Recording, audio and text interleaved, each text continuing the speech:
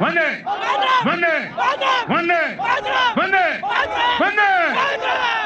कैसा अन्याय होता है ये किसी से छिपा नहीं है, लेकिन अब तो टीएमसी सरकार इन्होंने सभी सीमाएं लांघ दी है।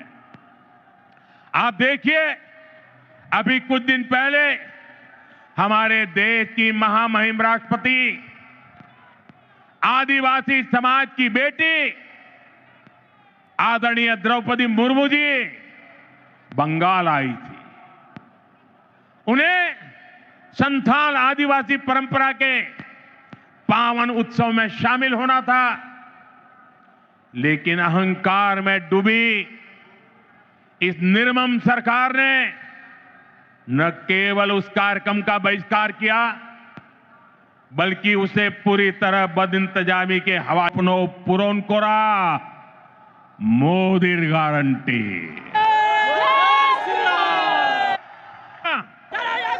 18,000 करोड़ कितना कितना कितना 4 दिन पहले ही कैबिनेट ने पश्चिम बंगाल के लिए मल्टी ट्रैकिंग प्रोजेक्ट्स को भी मंजूरी दी है। भारत माता की। ये बेटी कब से चित्र लेके खड़ी है, कोई कलेक्ट कर लीजिए ताकि वो बेटी आराम से बैठ सके। जरा एसपीजी के लोग ये कलेक्ट कर लीजिए। धन्यवाद बेटा, बहुत बढ़िया चित्र बनाया आपने। भारत माता की, भारत माता की। আমার প্রিয় পশ্চিমবঙ্গবাসী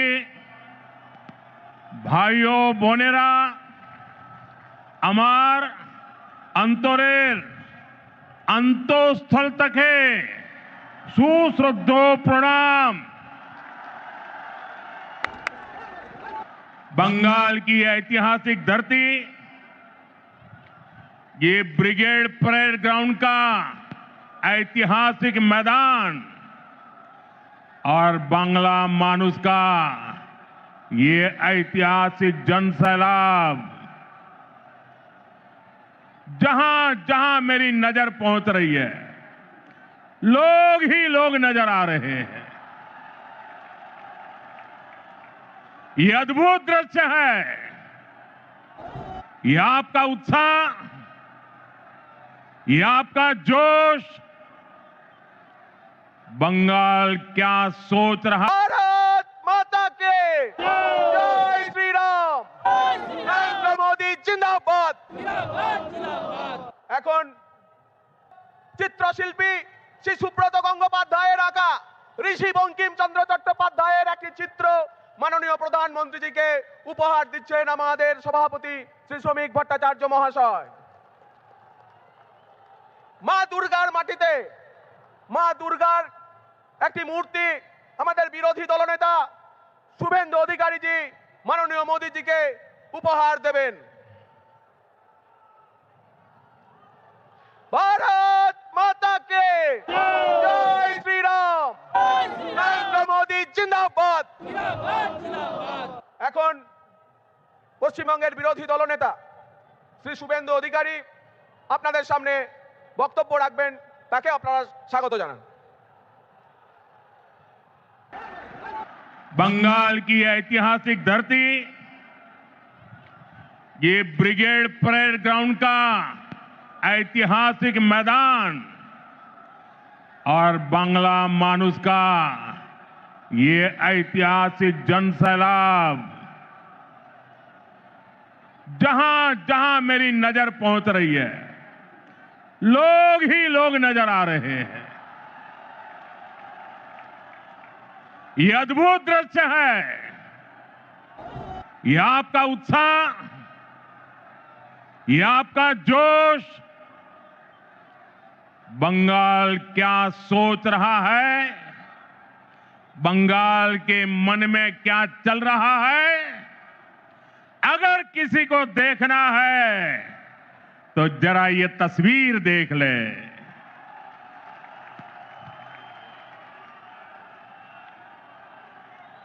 ब्रिगेड परेड ग्राउंड का इतिहास साक्षी है। जब जब बंगाल देश को दिशा देता है, ये ब्रिगेड मैदान बंगाल की आवाज बनता है। इस मैदान से अंग्रेजी हुकूमत के खिलाफ उठी आवाज, और वो आवाज हिंदुस्तान में एक क्रांति बन गई थी। और उसका नतीजा क्या हुआ? अंग्रेजों के अत्याचार और लूट का खात्मा हुआ। आज एक बार फिर ब्रिगेड ग्राउंड से नए बंगाल की क्रांति का बिगुल बज गया है। बंगाल में बदलाव अब दीवारों पर भी लुट चुका है और बंगाल के लोगों के दिलों में भी छप चुका है। अब बंगाल से निर्मम सरकार का अंत होकर रहेगा। अब बंगाल से महाजंगल राज का खात्मा होगा। इसलिए बंगाल के हर कोने से आवाज उठ रही है, चाहे बीजेपी सरकार, चाहे बीजेपी सरकार। साथियों, कल टीएमसी ने इस रैली में आने वाले आप सभी लोगों को चोर कहकर गाली दी है। असली चोर कौन है, ये बंगाल की प्रबुद्ध जनता जानती है। अपनी कुर्सी जाते हुए देखकर यहां की निर्मम सरकार बौखला गई है। साथियों, आज भी इस विशाल सभा को रोकने के लिए निर्मम सरकार ने सारे हथियार निकाल लिए।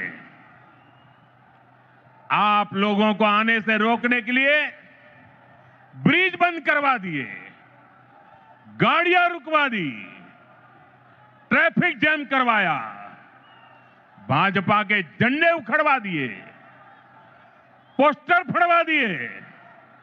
लेकिन निर्मम सरकार, साफ साफ देख लो, आज के जन सैलाब को रोक नहीं पाई हो। बंगाल में महाजंगल राज लाने वालों का काउंटडाउन शुरू हो चुका है। वो दिन दूर नहीं जब बंगाल में फिर से कानून का राज होगा। जो कानून तोड़ेगा, जो अत्याचार करेगा, टीएमसी के किसी अत्याचारी को छोड़ा नहीं जाएगा।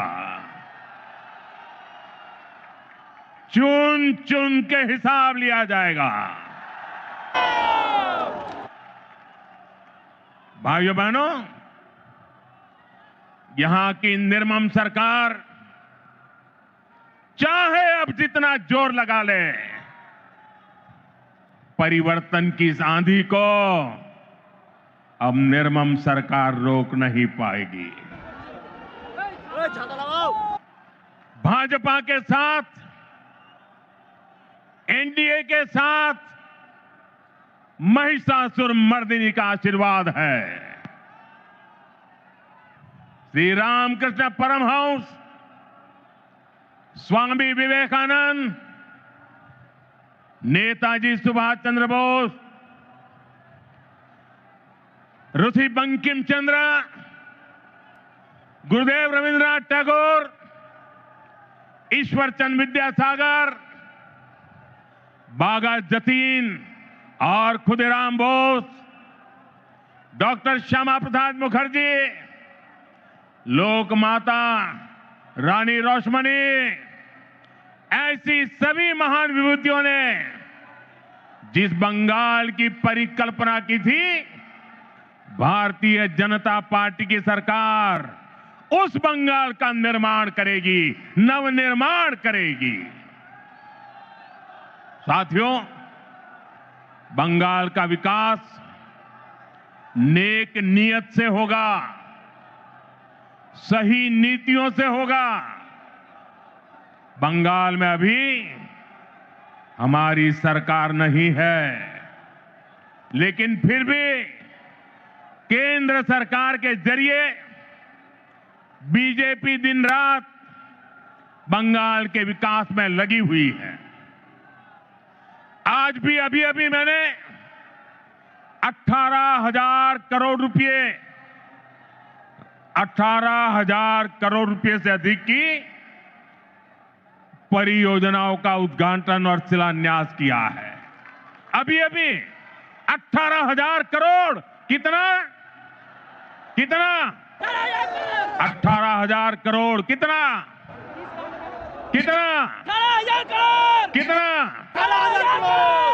4 दिन पहले ही कैबिनेट ने पश्चिम बंगाल के लिए मल्टी ट्रैकिंग प्रोजेक्ट्स को भी मंजूरी दी है। ये सभी प्रोजेक्ट पश्चिम बंगाल में कनेक्टिविटी को बेहतर बनाएंगे। इसका फायदा यहां के सामान्य मानवी, किसान, व्यापारी और स्टूडेंट्स को मिलेगा। भाइयों बहनों, यहां की निर्मम सरकार ने बंगाल के युवाओं को पलायन का अभिशाप दिया है। आप सब जानते हैं, बंगाल के युवा प्रतिभा और हुनर में सबसे आगे है। बंगाल के युवा मेहनत करने में सबसे आगे है। बंगाल एक समय पर पूरे भारत के विकास को गति देता था। बंगाल व्यापार और उद्योगों में सबसे आगे था, लेकिन आज हालत क्या है? यहां का युवा ना डिग्री ले पा रहा है और ना ही उसे रोजगार मिल रहा है। आपके बेटे बेटियों को काम की तलाश में दूसरे राज्यों में पलायन करना पड़ता है। साथियों, पहले कांग्रेस, फिर कम्युनिस्ट और अब टीएमसी, ये लोग एक के बाद एक आते रहे, अपनी जेबें भरते रहे और बंगाल में विकास के काम ठप पड़े रहे। इंफ्रास्ट्रक्चर के मामले में हमारा बंगाल पीछे होता चला गया। उद्योग धंधे बंद होते चले गए। यहां टीएमसी सरकार में नौकरियां खुलेआम बेची जा रही है। भर्तियों में घोटाले हो रहे हैं। अब समय आ गया है, अब समय आ गया है, ये हालात बदले। बंगाल के युवाओं को बंगाल में काम मिले। ये नौजवान बंगाल के विकास का नेतृत्व करे। এই স্বপ্ন আপনার আর এই স্বপ্ন পূরণ করা মোদির গ্যারান্টি। मोदी गारंटी।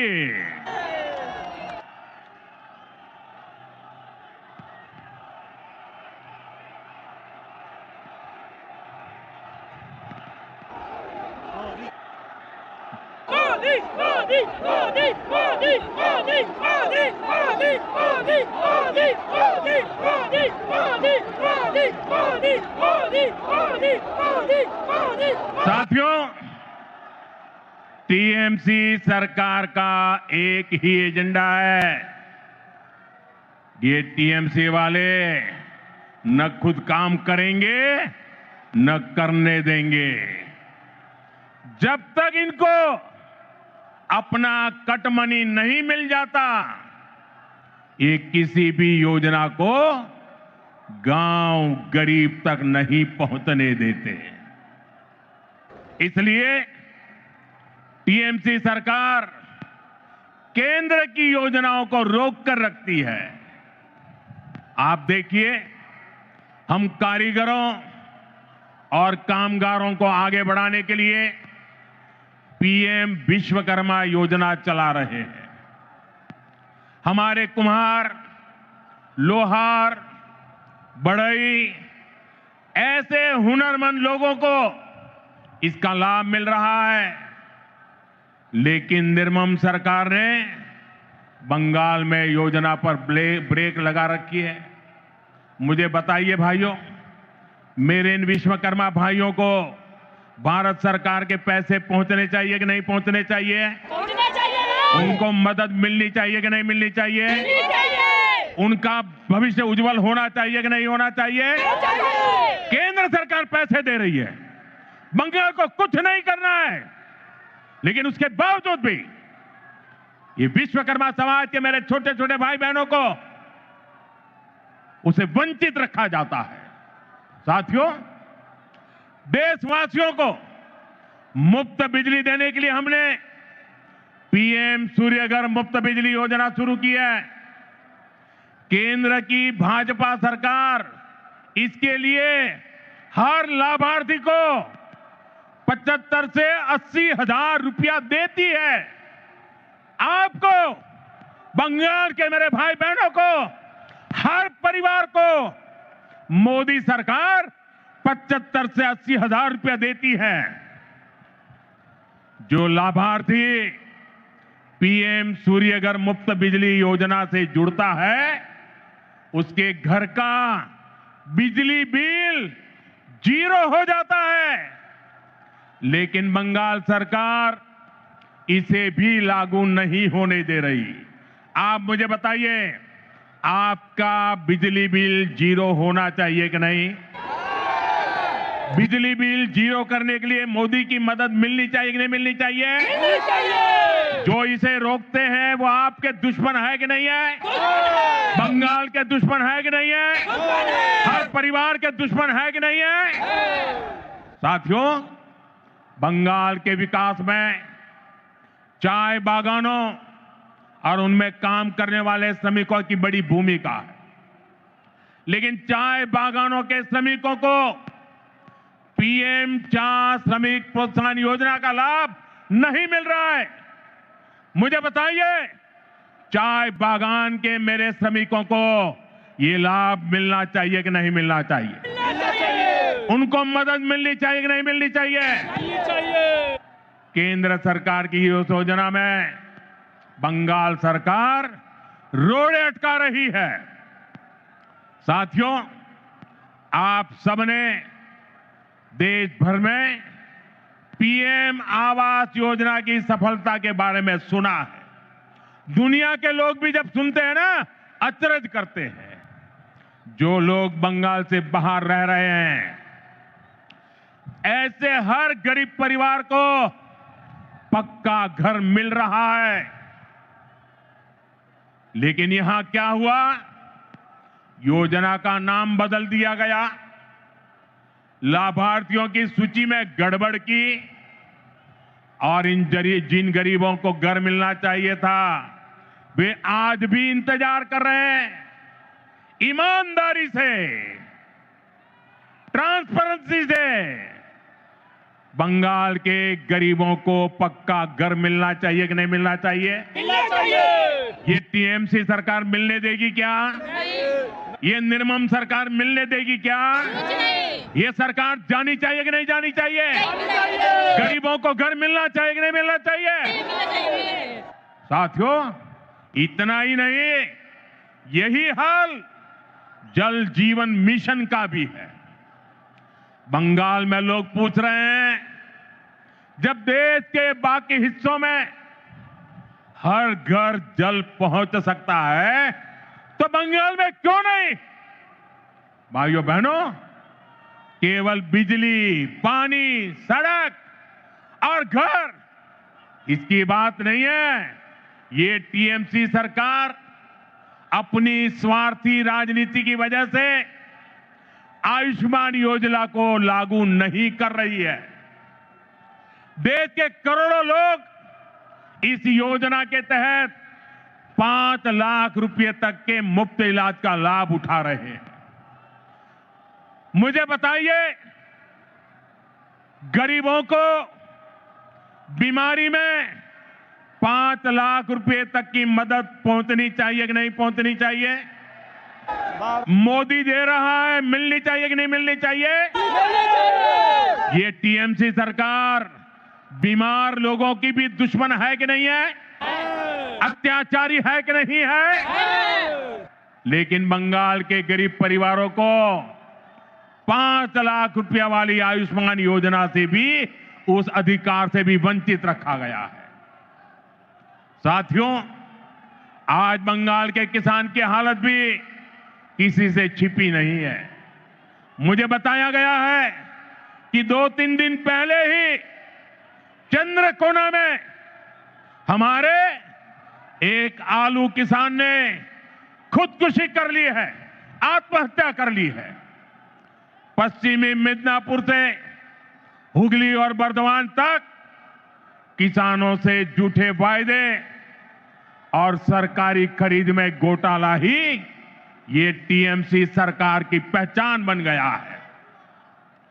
टीएमसी के कट, कमीशन और करप्शन के कारण गंदी राजनीति के लिए किसानों की जिंदगी से, गरीबों और मध्यम वर्ग की जिंदगी से, माताओं बहनों की सुरक्षा से खिलवाड़ किया जा रहा है। इसलिए टीएमसी जाएगी तो हर गरीब को पक्का घर मिलेगा। गरीब को पक्का घर मिलना चाहिए कि नहीं मिलना चाहिए? मिलना चाहिए कि नहीं मिलना चाहिए? मिलना चाहिए। ये मोदी की गारंटी है।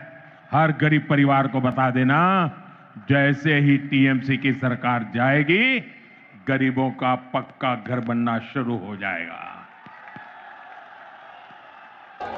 टीएमसी जाएगी तो हर घर साफ जल पहुंचेगा। टीएमसी जाएगी तो हर गरीब को मुफ्त इलाज मिलेगा। टीएमसी जाएगी तो कारीगरों को नए अवसर मिलेंगे। टीएमसी जाएगी तभी बंगाल में सुशासन आएगा।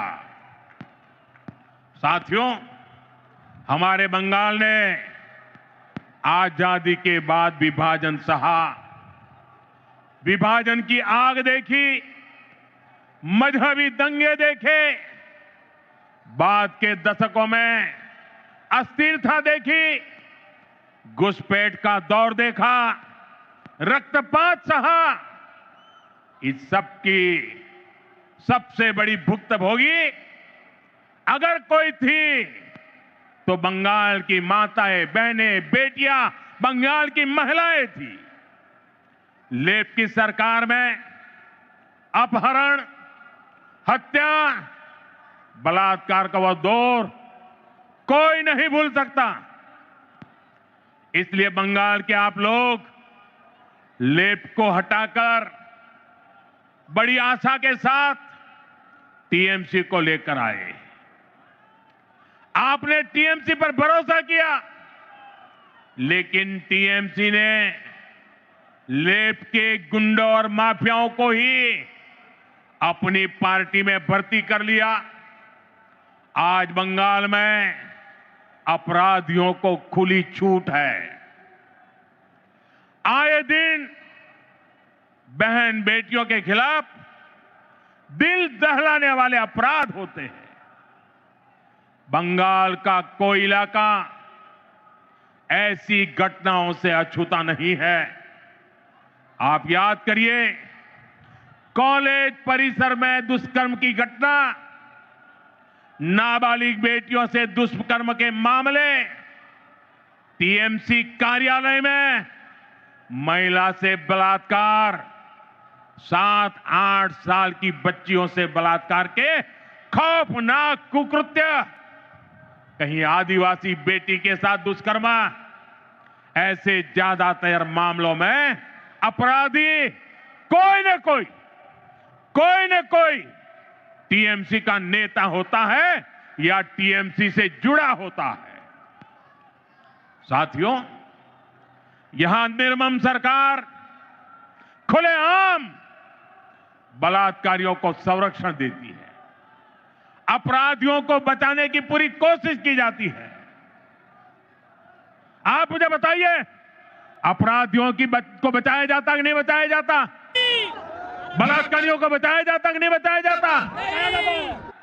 संदेश खाली की वो तस्वीरें और टीएमसी का रवैया, आरजीकर अस्पताल की उस बेटी के साथ हुई दरिंदगी, बंगाल के लोग भूले नहीं है। टीएमसी कैसे खुलेआम अपराधियों के साथ खड़ी नजर आती थी। साथियों, इसी मानसिकता का परिणाम है आज महिलाओं के खिलाफ एसिड अटैक जैसे घिनौने अपराध इतने ज्यादा मात्रा में पश्चिम बंगाल में हो रहे हैं। जो बंगाल एक समय देश का सबसे प्रगतिशील राज्य होता था, आज वहां शाम होते ही माएं बेटियों को फोन करके कहती है, बाड़ी फिर ऐशो सौंदे न माराइए। शक्ति की पूजा करने वाले बंगाल को ऐसे हालात मंजूर नहीं होंगे। मैं बंगाल की मेरी माताओं बहनों को भरोसा दिलाता हूं, आप भाजपा को, बीजेपी को अपने आशीर्वाद दीजिए। बीजेपी सरकार में महिलाएं सुरक्षित होगी और अपराधी जेल में होंगे, और ये मोदी की गारंटी है।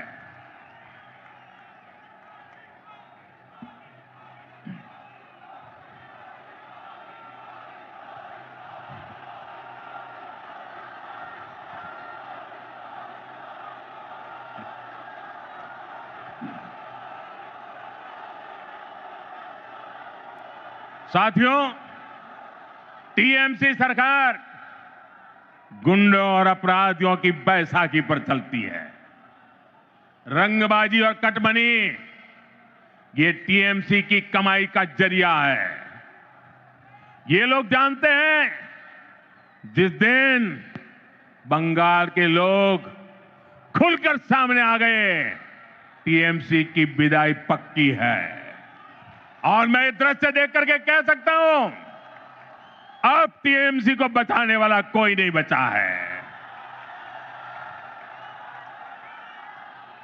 इसलिए ये बंगाल के आप लोगों को डरा धमका कर रखना चाहते हैं। इसके लिए टीएमसी वाले माफिया गिरोहों को पालते हैं, ये कट्टरपंथियों को संरक्षण देते हैं, और ऐसे गिरोहों की ताकत बढ़ाने के लिए घुसपैठियों को बुलाते हैं, घुसपैठियों को। साथियों, ये टीएमसी मां माटी मानुष के नारे पे सत्ता में आई थी। आज वही मां रो रही है, माटी को लूटा जा रहा है, और बंगाली मानुष बंगाल छोड़ने पर मजबूर हो रहा है। घुसपैठियों की वजह से आज बंगाल की रोटी, बेटी, माटी, उस पर सबसे बड़ा खतरा आ गया है। ये लोग बंगाल के लोगों का रोजगार छीन रहे हैं, हमारी बहन बेटियों की सुरक्षा खतरे में पड़ गई है, और बंगाल के लोगों की जमीनों पर बंगाल की माटी पर इन घुसपैठियों का कब्जा दिलवाया जा रहा है। इसका परिणाम आज सबके सामने है। बीते दशकों में बंगाल के ज्यादातर इलाकों में डेमोग्राफी बदल गई है। बंगाली हिंदुओं को जानबूझकर अल्पसंख्यक बनाया जा रहा है। तुष्टीकरण का ऐसा खुला खेल, जब शरणार्थी हिंदुओं को नागरिकता देने की बात होती है तो पूरी टीएमसी उसका विरोध करती है।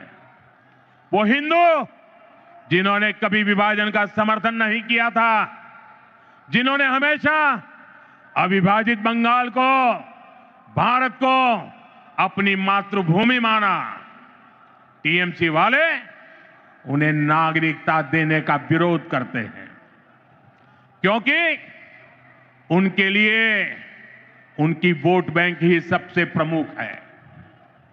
वो हिंदुओं को तो अपनी वोट बैंक नहीं समझते, उनसे उनके आपराधिक गिरोह नहीं बढ़ते, इसलिए ये लोग एसआईआर का भी विरोध करते हैं, ताकि घुसपैठियों के नाम वोटर लिस्ट से हट न जाए, वोटर लिस्ट शुद्ध न हो जाए। और ये तो ऐसे लोग हैं जिनकी मृत्यु हो चुकी है, उनके भी नाम निकालने के लिए तैयार नहीं है। भाइयों बहनों, डेमोग्राफी के इस खतरनाक बदलाव ने आज बंगाल को असुरक्षित बना दिया है। और अब तो यहां खुलेआम धमकी दी जा रही है। कहा जा रहा है एक खास कम्युनिटी वाले मिलकर आप लोगों को खत्म कर देंगे। संविधान की कुर्सी पर बैठकर ऐसी धमकी, करोड़ों बंगाली लोगों को खत्म करने की बात आपके मुंह में शोभा नहीं देती है। मैं पूछना चाहता हूं, वो कौन लोग हैं जो टीएमसी सरकार के इशारों पर करोड़ों लोगों को खत्म कर देंगे? साथियों, धमकाने डराने की इस राजनीति को टीएमसी ने इसे अपना हथियार बना लिया। चुनाव में वोटरों को धमकी, सरकार की नीतियों के आलोचकों को धमकी, मीडिया को धमकी, विपक्ष को धमकी। ये बंगाल में खौफ का कैसा माहौल बनाकर रखना चाहते हैं, ये पूरे देश को जानना चाहिए। ये लोग कहते हैं तृणमूल को जिसका वोट नहीं, टीएमसी को जिसका वोट नहीं, तो वो बंगाली नहीं। तृणमूल को वोट नहीं तो सरकार योजना का उसे लाभ नहीं, तृणमूल को वोट नहीं तो घरों में बिजली पानी नहीं, टीएमसी सिंडिकेट के जरिए नहीं जाओगे तो कोई सप्लाई नहीं। लेकिन साथियों, मैं टीएमसी को याद दिलाना चाहता हूं, टीएमसी की गुंडागर्दी के दिन अब खत्म होने जा रहे हैं।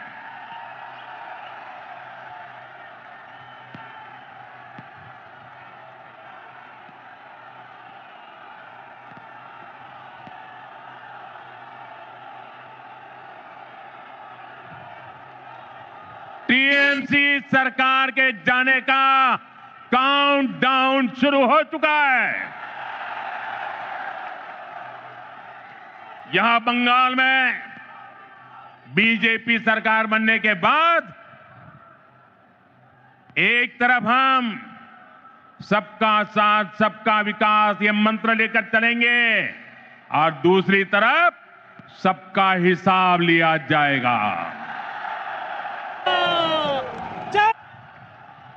टीएमसी को वो गुंडों, ये टीएमसी के वो गुंडे जो आपको डराते हैं, बीजेपी सरकार में उनके डर भरे दिन शुरू होना तय है।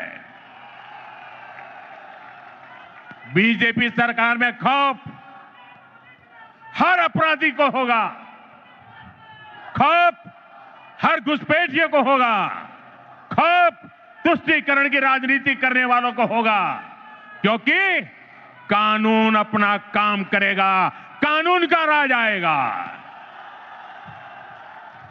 ऐसे लोगों को मुंह छिपाने की जगह नहीं मिलेगी। ऐसे अपराधियों को सिर्फ एक ही जगह होगी, एक ही जगह होगी, जेल, जेल, जेल। साथियों, बंगाल की निर्मम सरकार में आज सबसे ज्यादा प्रताड़ित यहां का दलित, आदिवासी और हमारे गरीब भाई बहन है। आदिवासी समाज के साथ कैसा अन्याय होता है ये किसी से छिपा नहीं है, लेकिन अब तो टीएमसी सरकार इन्होंने सभी सीमाएं लांघ दी है। आप देखिए, अभी कुछ दिन पहले हमारे देश की महामहिम राष्ट्रपति आदिवासी समाज की बेटी आदरणीय द्रौपदी मुर्मू जी बंगाल आई थी। उन्हें संथाल आदिवासी परंपरा के पावन उत्सव में शामिल होना था, लेकिन अहंकार में डूबी इस निर्मम सरकार ने न केवल उस कार्यक्रम का बहिष्कार किया, बल्कि उसे पूरी तरह बदइंतजामी के हवाले कर दिया। क्योंकि एक आदिवासी बेटी इतने बड़े पद पर है, टीएमसी वालों को उनका सम्मान मंजूर नहीं हुआ। द्रौपदी मुर्मू जी, जो हमेशा अपनी सरलता के लिए जानी जाती है, उन्हें खुद बड़े दुखी मन से खेद व्यक्त करना पड़ा। भारत के राष्ट्रपति को अपनी तकलीफ बतानी पड़ी। टीएमसी वालों को ये याद रखना पड़ेगा, उन्होंने केवल द्रौपदी मुर्मू जी का अपमान नहीं किया है, उन्होंने करोड़ों आदिवासियों का अपमान किया है, उन्होंने करोड़ों महिलाओं के सम्मान को ठेस पहुंचाई है, उन्होंने देश के सर्वोच्च पद की गरिमा को ठेस पहुंचाई है, इन्होंने भारत के संविधान का अपमान किया है, इन्होंने बाबा साहब आंबेडकर का अपमान किया है। और इसका जवाब बंगाल के लोगों से टीएमसी को मिलने वाला है, निर्मम सरकार को मिलने वाला है। साथियों, टीएमसी सरकार ने बंगाल को पूरी तरह से अराजकता के हवाले कर दिया है। संवैधानिक व्यवस्थाओं पर आए हर दिन हमले करने के वो रास्ते खोजते रहते, हमले करते रहते। पिछले कुछ महीनों में आपने देखा है, जब भी चुनाव आयोग निष्पक्ष चुनाव सुनिश्चित करने के लिए कदम उठाता है, मतदाता सूची की शुद्धि की कोशिश करता है, तब टीएमसी उसके खिलाफ हमला करने लगती है। जो संस्था स्वतंत्र और निष्पक्ष चुनाव कराने के लिए जिम्मेदार है, उसी की विश्वसनीयता पर सवाल खड़े किए जाते हैं। ऐसा ही व्यवहार देश की सेना को लेकर दिखाई देता है। जब 2019 में भारतीय वायुसेना ने बालाकोट में आतंकवादी ठिकानों पर निर्णायक कार्रवाई की, तब टीएमसी ने देश की वायुसेना से कार्रवाई का सबूत मांगा। साथियों, यहां राज्य सरकार पुलिस को स्वतंत्र रूप से जांच करने नहीं देती। जब राष्ट्रीय एजेंसियां टीएमसी सरकार के भ्रष्टाचार या गंभीर अपराधों की जांच करना चाहती हैं, तो उन्हें भी रोकने की कोशिश होती है। अब जरा सोचिए, न्याय के लिए लोग आखिर कहां जाएंगे? साथियों, तृणमूल वाले यही अराजकता दिल्ली तक फैलाने की कोशिश करते हैं। आपने संसद में भी देखा है, सदन के भीतर कैसे कागज फाड़े जाते हैं, कैसे बहस को रोका जाता है, कैसे सदन की कार्यवाही को बाधित किया जाता है। देश टीएमसी की शर्मनाक हरकतें देखकर हैरान होता है। साथियों, बंगाल के प्रबुद्ध लोग अब इस अराजकतावादी सरकार के खिलाफ संकल्प ले चुके हैं। इस अराजक सरकार को उखाड़ फेंकने का काम इसी धरती के लोग करने वाले हैं। साथियों, आज यहां जो जनसैलाब उमड़ा है, ये पश्चिम बंगाल की जागती हुई चेतना है। ये उस बदलाव की आहट है जिसका इंतजार वर्षों से किया जा रहा है। पश्चिम बंगाल में दार्जिलिंग की पहाड़ियों से लेकर सुंदरबन के द्वीपों तक, उत्तर बंगाल के चाय बागानों से लेकर कोलकाता की गलियों तक, आज हर जगह पर एक ही चर्चा है, बदलाव चाहिए और ये बदलाव अब होकर रहेगा। साथियों, बंगाल की आत्मा कभी हार मानने वाली नहीं है। बंगाल का नौजवान कभी हार मानने वाला नहीं है। बंगाल की बेटियां कभी हार मानने वाली नहीं है। बंगाल का किसान कभी हार मानने वाला नहीं है। जब जब इस भूमि के सामने चुनौती आई है, तब तब यहां की जनता ने साहस के साथ उनका सामना किया है। गुरुदेव रविन्द्रनाथ ठाकुर ने भी हमें संदेश दिया है।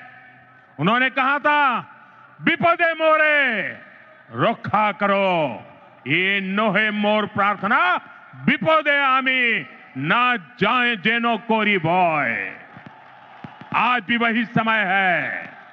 कुछ लोग आपको डराने की कोशिश करेंगे, कुछ लोग कहेंगे कि बदलाव संभव नहीं है, लेकिन याद कर रहिए और याद जरूर रखें, जब जनता ठान लेती है तो कोई भी ताकत उसे रोक नहीं सकती। और बंगाल की जनता ने जब भी ठाना है, इतिहास बदल कर दिखाया है। आज मुझे इस ऐतिहासिक ब्रिगेड मैदान में वही आत्मविश्वास मेरी आंखों के सामने दिखाई दे रहा है। याद रखिए, इस बार चुनाव सिर्फ सरकार बदलने का नहीं है। इस बार चुनाव बंगाल की आत्मा को बचाने का चुनाव है। इस बार चुनाव व्यवस्था बदलने का है। इस बार चुनाव कटमनी से छुटकारे का है। इस बार चुनाव डर से मुक्ति का है। मैं आने वाले परिवर्तन के लिए मेरे बंगाल के भाइयों बहनों को बहुत बहुत शुभकामनाएं देता हूं। मेरे साथ बोलिए, मेरे साथ पूरी ताकत से बोलिए, पाल्टानो दोरकार, पाल्टानो दोरकार, पाल्टानो दोरकार, पाल्टानो दोरकार। पश्चिम बंगेर जनगणेर जय होक। जय हिंद। भारत माता की, भारत माता की। वंदे वंदे वंदे वंदे वंदे वंदे वंदे वंदे।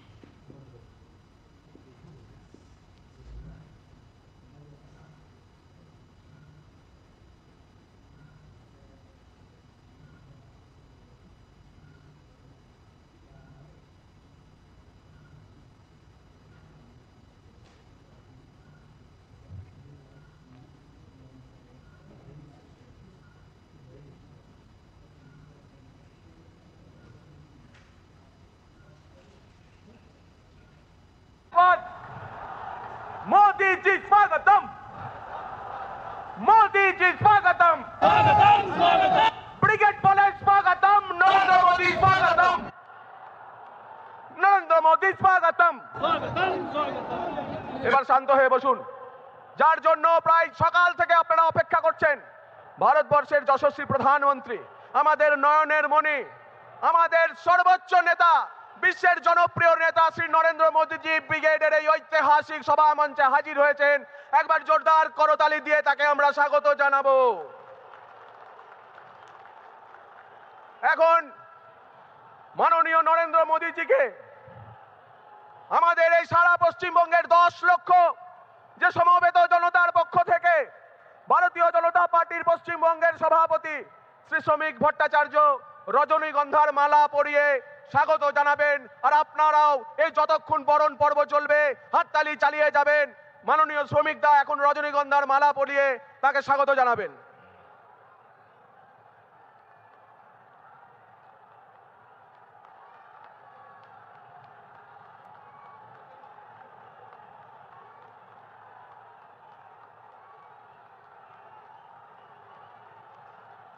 नरेंद्र मोदी जिंदाबाद। ভারত মাতা কে। এরপরেতে আমাদের বিরোধী দলনেতা শ্রী শুভেন্দু অধিকারী মহাশয় মাননীয় মোদীজিকে উত্তরীয় পরিয়ে এই ব্রিগেডের মহাসমাবেশে স্বাগত জানাবেন।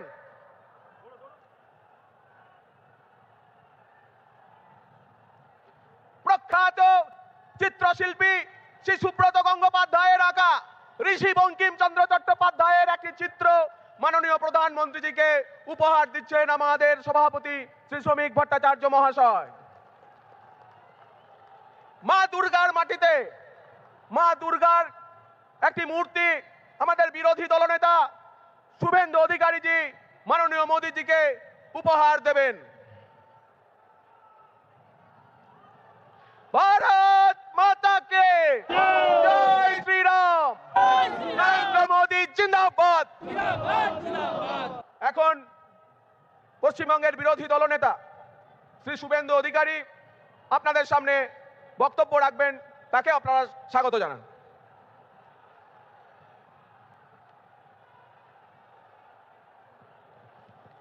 भारत माता की भारत माता की আরো জোরে বলুন। যারা রাষ্ট্রের বিরোধিতা করছে, ডক্টর শ্যামাপ্রসাদ মুখার্জি এবং স্বামী প্রণবানন্দের তৈরি করা বাঙালি হিন্দু হোমল্যান্ডের ভিতরে বসে, তাদের কর্ণগোচর হওয়া দরকার। ভারত মাতা কি জয় জয় শ্রীরাম।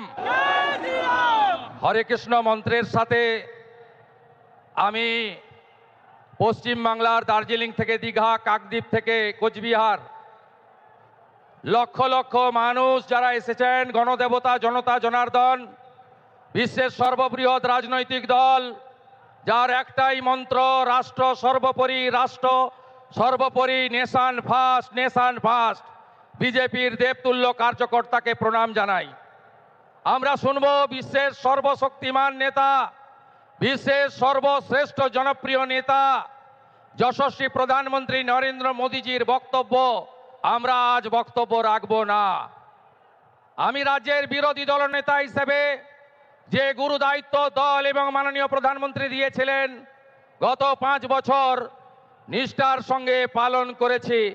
আমি মাননীয় মোদীজিকে আমার দণ্ডবত প্রণাম নিবেদন করি। রাজ্যের ভারতীয় জনতা পার্টির লোকপ্রিয় সভাপতি, রাজ্যসভার সাংসদ শ্রমিক ভট্টাচার্য, ভারত সরকারের 2 রাষ্ট্রমন্ত্রী ডক্টর সুকান্ত মজুমদার, শান্তনু ঠাকুর, 3 প্রাক্তন সভাপতি বরেণ্য তথাগত রায়, সম্মানীয় রাহুল সিনহা, সম্মানীয় দিলীপ ঘোষ এবং সর্বোপরি মাননীয় মিঠুন চক্রবর্তী সহ সম্মানিত মঞ্চ। আমাদের প্রধানমন্ত্রীর কথা আমরা শুনব। তিনি 3 দিন ধরে আসাম এবং পশ্চিমবঙ্গ সফর করছেন। 18,700 কোটি টাকার উন্নয়ন দিয়ে গেছেন। তাই আজকের এই সভা থেকে পরিবর্তনের সংকল্প নিতে হবে। সবাই বলুন, পরিবর্তন হচ্ছে, এবারে পরিবর্তন হচ্ছে।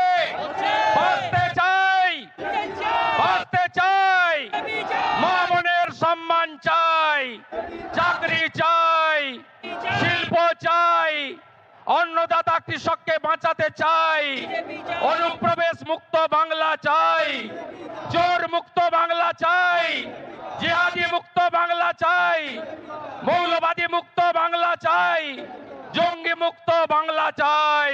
তাই প্রধানমন্ত্রীজি দমদমের মিটিংয়ে বলে গেছেন, সাংস্কৃতিক রাজধানী দেশের পশ্চিমবঙ্গ শিক্ষা, শিল্প সবকিছুতে 1 নম্বরে ছিল। তিনি বলেছেন বাংলার হিতগৌরব ফেরাবে বিজেপি, গ্যারেন্টারের নাম নরেন্দ্র দামোদর দাস মোদী। আমরা মোদীজির নেতৃত্বে ডবল ইঞ্জিন করব, রাষ্ট্রবাদী সরকার করব এবং আদর্শ বাঙালি শ্যামাপ্রসাদ মুখার্জির স্বপ্ন পূরণ করব। তাই বলুন, পাল্টানো দরকার, পাল্টানো দরকার, আরো জোরে পাল্টানো দরকার, পাল্টানো দরকার, পাল্টানো দরকার, পাল্টানো দরকার, পাল্টানো দরকার। গো মাতা কি, गंगा माता की, माता काली की, माता दुर्गा की, हर हर वंदे। ধন্যবাদ শুভেন্দু দাকে। এবার আপনাদের সামনে বক্তৃতা করবেন আমাদের পশ্চিমবঙ্গের সভাপতি, রাজ্যসভার সাংসদ শ্রী শ্রমিক ভট্টাচার্য মহাশয়। একবার তাকেও হাততালি দিয়ে আপনারা স্বাগত জানাবেন।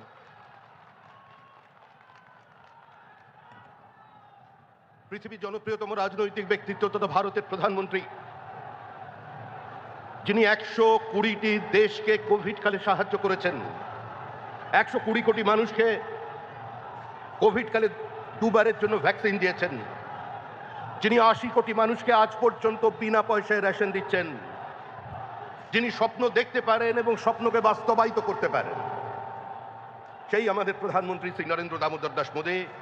প্রিয় বিরোধী দলনেতা শ্রী শুভেন্দু অধিকারী, শ্রী সুকান্ত মজুমদার, শ্রী শান্তনু ঠাকুর, শ্রী রাহুল সিনহা, শ্রী দিলীপ ঘোষ, শ্রদ্ধ শ্রী তথাগত রায়, মঞ্চে উপস্থিত আমার সমস্ত সহকর্মী বন্ধুগণ, শ্রদ্ধ মিঠুনদা, এবং কুচবিহার থেকে কাকদ্বীপ পর্যন্ত, পাহাড় থেকে সাগর পর্যন্ত যাদের স্বতঃস্ফূর্ত পদধ্বনি আজকে কলকাতার এই মাটিতে পড়েছে পরিবর্তনের স্বার্থে, সেই কর্মীদের আমি আমার প্রণাম জানাই। দেখুন, এই মাটি আমাদের মসৃণ হয়নি। 2016 সাল থেকে প্রায় 300 জনের বেশি বিজেপি কর্মীর রক্তের ওপর দিয়ে চলে আজকে আমরা এই ব্রিগেডে পৌঁছেছি। আমরা এসেছি শুধুমাত্র একটাই লক্ষ্যে, 2026-এর নির্বাচন, তৃণমূলের বিসর্জন। এর আগেও এই ব্রিগেড থেকে বহু মানুষ বহু বক্তব্য শুনেছেন। প্রমোদ দাশগুপ্তের পার্টি, হরেকৃষ্ণ কোঙারের পার্টি, বিনয় চৌধুরীর পার্টি, বিনয় কোঙারের পার্টি, বিমান বসুর পার্টি, জ্যোতি বসুর পার্টি, বুদ্ধদেব ভট্টাচার্যের পার্টি। তারা একদিন ব্রিগেড থেকে ডাক দিতেন দিল্লি চলো, আর আজকে communist party of India Marxist ডাক দিয়েছে মুর্শিদাবাদ চলো। মুর্শিদাবাদ কি আছে ওখানে? ওখানে হুমায়ুন আছে, বাবুর আছে। চলো দিলদার চলো, চাঁদ কি পার চলো। কতদিন চলবে এই রাজনীতি? আরে পশ্চিমবঙ্গ কোনো ধর্মশালা নয়, কোনো কোঠা নয়।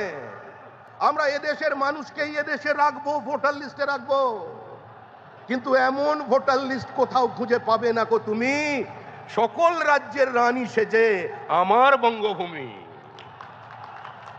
আরে ও নদী, আর 2 মুঠো চাল ফেলে দে হাঁড়িতে, ঠাকুর জামাই এলো বাপের বাড়িতে। ও শুধু ননদীরা আসছে না, এখন ননদীরাও আসছে ঠাকুর জামাইয়ের সঙ্গে। পুরো পশ্চিমবঙ্গের সীমাবর্তী জেলার জনসন্তুলনকে বদলে দিয়েছে।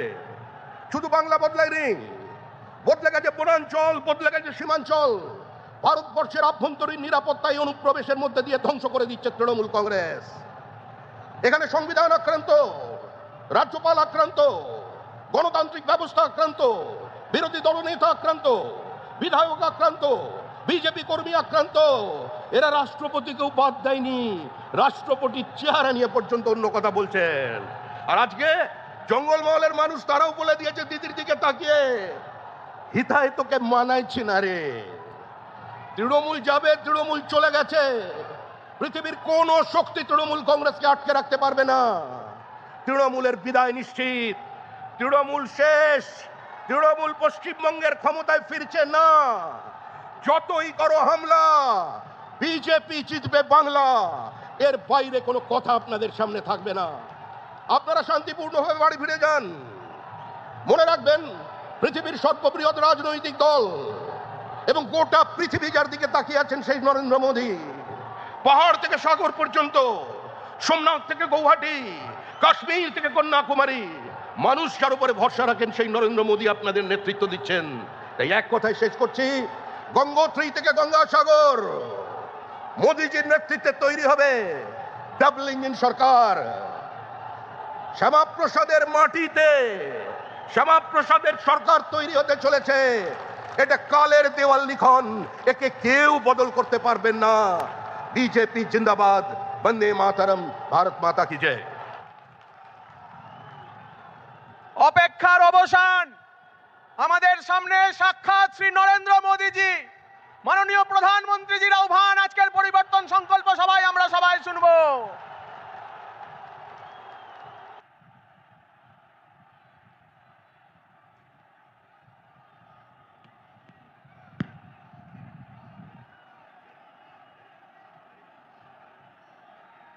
भारत माता की,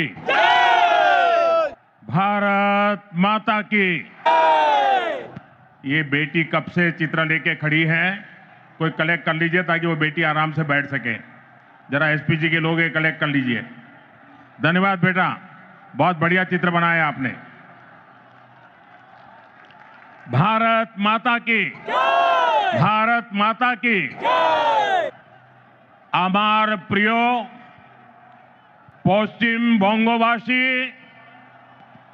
ভাইও বোনেরা, আমার অন্তরের অন্তঃস্থল থেকে সুশ্রদ্ধ প্রণাম। इस विशेष अवसर पर आपने मुझे अपनी भावनाएं प्रकट करने के लिए जो अवसर दिया, इसके लिए मैं आपका बहुत बहुत आभारी हूं। आदरणीय सभापति जी, सदन के अंदर अनेक विषयों पर चर्चाएं होती हैं। हर किसी का बहुत ही महत्वपूर्ण योगदान होता है। कुछ खट्टे मीठे अनुभव भी रहते हैं, लेकिन आज जब ऐसा अवसर आता है तो स्वाभाविक रूप से दलगत भावना से ऊपर उठ करके हम सबके भीतर एक समान भाव प्रकट होता है। यार, ये हमारे साथी अब किसी और विशेष काम के लिए आगे बढ़ रहे हैं। यहां से जो साथी विदाई ले रहे हैं, कुछ फिर से आने के लिए विदाई ले रहे हैं और कुछ विदाई के बाद यहां का अनुभव लेकर के समाज जीवन में कुछ न कुछ विशेष योगदान के लिए जा रहे हैं। जो जा रहे हैं लेकिन आने वाले नहीं हैं, उनको भी मैं कहना चाहूंगा कि राजनीति में कोई फुल स्टॉप नहीं होता है। भविष्य आपका भी इंतजार कर रहा है और आपका अनुभव, आपका योगदान राष्ट्र जीवन में हमेशा हमेशा बना रहेगा।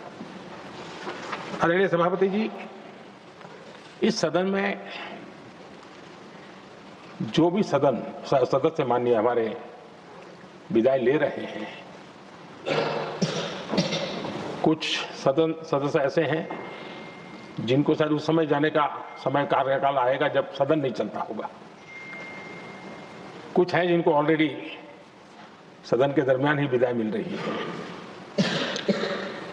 लेकिन ये जाने वाले सभी माननीय सांसदों का बहुत ही उत्तम योगदान है, इसलिए लेकिन मैं जरूर कहूंगा,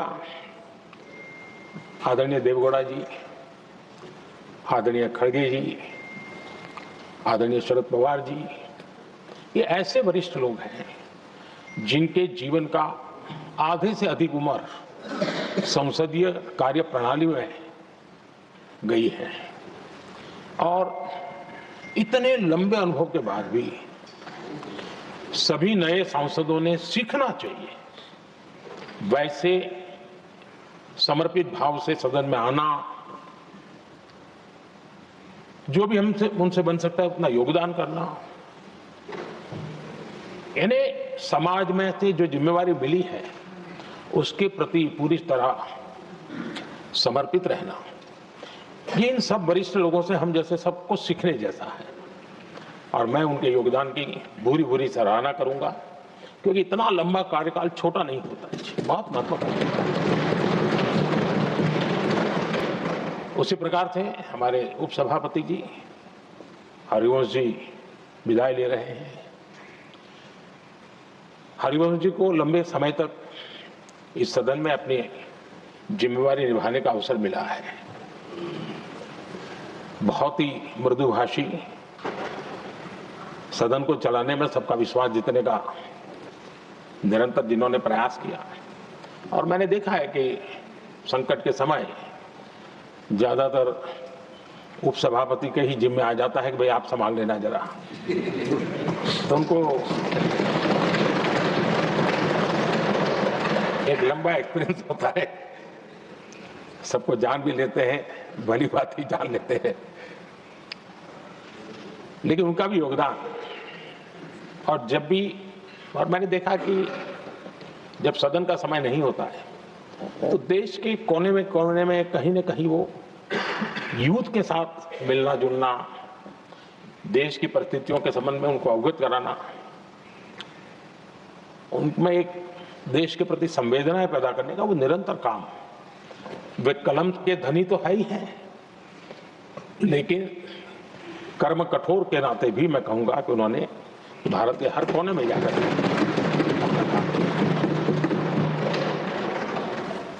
आदरणीय सभापति जी, कभी कभी किसी समय हम सुनते थे कि सदन में बहुत ही हास्य विनोद व्यंग्य का अवसर मिलता रहता है। इन दिनों शायद धीरे धीरे कम होता जा रहा है, क्योंकि 24/7 मीडिया की दुनिया ऐसी है कि हर कोई कॉन्शियस रहता है। लेकिन हमारे आठवले जी हैं जी, सदाबहार है।